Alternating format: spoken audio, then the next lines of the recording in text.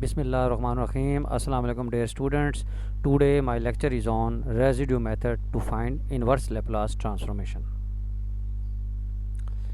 Use the residue theorem in the finding inverse Laplace transform.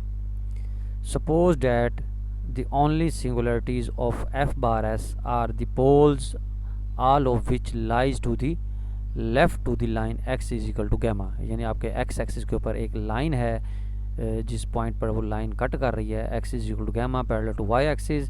उस line के left side पर जितने भी पॉइंट्स हैं तो f बार s का मतलब है कि f t के जो जितने जो लेप्लास फंक्शन होगा, यानी जिसका आपने लेप्लास इन्वर्स कैलकुलेट करना है, उसके जो सिंगुलर पॉइंट्स होंगे वो उसकी लाइन के लेफ़्ट साइड पर लाई करेंगे for the some real constant gamma.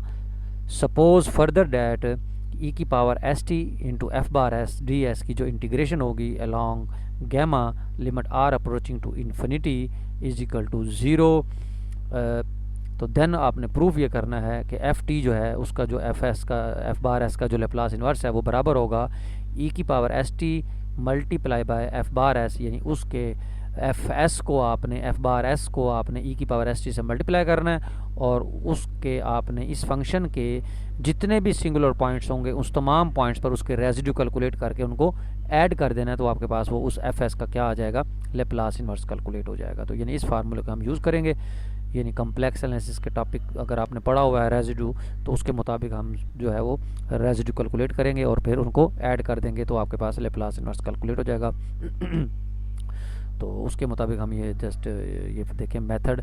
सबसे पहले आपने क्या करना है, आपने उस एफ बार एस के पोल्स फाइंड करने हैं, फिर करॉस्पॉन्डिंग रेजिड्यू उसके करॉस्पॉन्डिंग एफ बार एस ई की पावर एस टी के करॉस्पॉन्डिंग आपने रेजिड्यूज कैलकुलेट कर रहे हैं और फिर इस फार्मूले में पुट करके यानी सम ऑफ ऑल रेजिड्यू करना है तो आपके पास एफ टी हासिल हो जाएगा।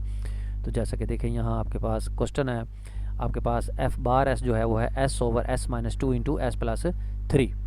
तो देखें इसके जो सिंगुलर पॉइंट्स कैलकुलेट होते हैं वो है 2 और -3 कैलकुलेट होते हैं। तो आपने 2 और -3 के क्या कर रहे हैं, रेजिड्यू कैलकुलेट करना है इस पॉइंट्स पर, किसके, ई की power S T multiply by F bar S के। तो फार्मूला के मुताबिक F bar S multiply by E की पावर एस टी, यानी ई की पावर एस टी को आपने एफ बार एस से मल्टीप्लाई किया तो ये चीज़ आ गई। इसका आप 2 के ऊपर रेजिड्यू कैलकुलेट करेंगे। अगर 2 पर रेजिड्यू कैलकुलेट कर रहे हैं क्योंकि सिंपल पोल के लिहाज से है तो s माइनस 2 फैक्टर उसमें से कैंसिल हो जाएगा, तो ये बचेगा ई की power S T multiply by S over S plus 3। तो इस पर लिमिट अप्लाई करेंगे एस अप्रोचिंग टू 2 तो आपके पास 2 के ऊपर रेजिड्यू कैलकुलेट हो जाएगा। ये कम्प्लेक्स एनालिसिस के में भी आपने पढ़ा होगा कि रेजिड्यू किस तरीके से कैलकुलेट होता है। तो ये फार्मूला हमने लगाया s minus 2 into F S का। तो यहाँ से 2 पुट की करें जहाँ जहाँ s है तो आपके पास 2/5 ई की पावर 2t जो है 2 पर रेजिड्यू कैलकुलेट हो गया। इसी तरीके से अब हम -3 पर रेजिड्यू कैलकुलेट करेंगे किसका, ई की power S T into F bar S का। तो ये आ जाएगा ई की power S T F bar S की वैल्यू पुट करें मल्टीप्लाई बाय एस प्लस 3, यानी S minus -3 S plus 3 multiply होगा तो एस प्लस 3 कैंसिल आउट हो जाएगा। तो ये बनेगा एस ई की power S T over S minus 2। इस पर जहाँ जहाँ एस से आप -3 पुट कर दें तो आपके पास 3/5 ई की पावर -3 आ गए। तो ये दोनों सिंगुलर पॉइंट्स पर रेजिड्यू कैलकुलेट हो गए। आप दोनों को ऐड कर दें तो आपके पास इसका लेप्लास इन्वर्स कैलकुलेट हो जाएगा। तो by theorem Laplace inversion formula we get Laplace inverse which is equal to sum of the residues which is equal to 2/5 e की पावर 2t प्लस 3/5 ई की पावर -3t। इसी तरीके से नेक्स्ट पार्ट आपके पास देखें, वो कहते हैं 1 ओवर एस स्क्वायर प्लस 4 है, इसका आपने लेप्लास इन्वर्स कैलकुलेट करना है। तो इसके देखें सिंगुलर पॉइंट जो बनते हैं वो S is equal two plus minus 2 aorta बनते हैं। तो आपने रेजिड्यू किसका कैलकुलेट करना है, ई की power S T F bar S का। तो ये देखें इसकी पावर जो है पोल जो है वो भी 1 है। तो रेजिड्यू जब हम ई 2 एओर्टा पर कैलकुलेट करेंगे तो वो एस माइनस 2 एओर्टा मल्टीप्लाई बाय ई की power S T over S plus 2 एओर्टा एस माइनस 2 एओर्टा का से मल्टीप्लाई करें रेजिड्यू के फार्मूले के मुताबिक। तो -2 एओर्टा वाला कैंसिल आउट हो जाएगा तो बाकी जो बचेगा उस पर लिमिट अप्लाई करेंगे 2 एओर्टा की, तो आपका आंसर आएगा ई की power 2 aorta T over 4 aorta.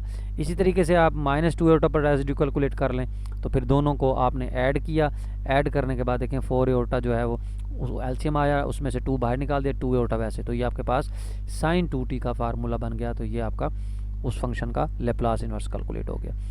इसी तरीके से आप नेक्स्ट एग्जांपल जो है ये भी कैलकुलेट कर सकते हैं। इसके भी -2 एओर्टा प्लस -2 एओर्टा जो है इसके सिंगुलर पॉइंट्स हैं और पोल जो है वो इसका 2 है। तो आपने ई की power S T F bar S का जो रेजिड्यू कैलकुलेट करना है यानी इसका रेजिड्यू कैलकुलेट करना -2 एओर्टा पर भी और 2 एओर्टा पे। तो पहले 2 एओर्टा पर कैलकुलेट करते हैं, क्योंकि इसका पोल जो है वो 2 है, तो जाहिर बात है इसका फर्स्ट डेरिवेटिव भी साथ मल्टीप्लाई होगा। तो ये आएगा d/ds s-2 एओर्टा का स्क्वायर, स्क्वायर मीन यानी जो पोल आपका होता है वो, मल्टीप्लाई बाय e⁻st ओवर मतलब s-2 एओर्टा का स्क्वायर s+2 एओर्टा का स्क्वायर। तो s-2 एओर्टा का स्क्वायर कैंसल आउट हो जाएगा, बाकी जो बचेगा उसका आपने पहला डेरिवेटिव लेना है, यानी कोशेंट थ्योरम लगाएं।